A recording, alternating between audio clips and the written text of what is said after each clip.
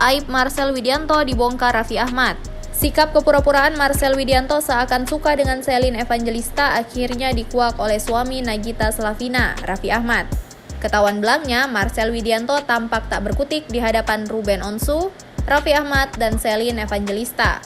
Fakta baru soal kedekatan artis Shelin Evangelista dan komika Marcel Widianto diungkap Raffi Ahmad di depan Ruben Onsu.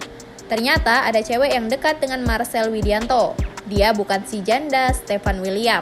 Raffi Ahmad menyebut jika cewek itu adalah member JKT48. Awalnya mereka membahas siapa yang bayar makanan ketika Marcel dan Shelin makan bareng. Ternyata setiap makan bareng Marcel yang bayar. Mendadak Raffi malah membahas soal personil JKT48.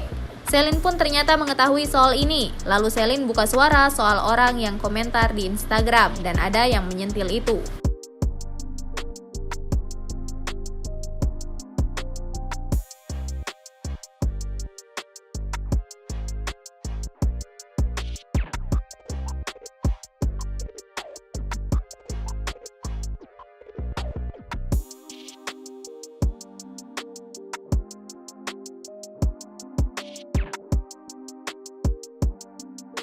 Terima kasih sudah nonton. Jangan lupa like, subscribe, dan share ya.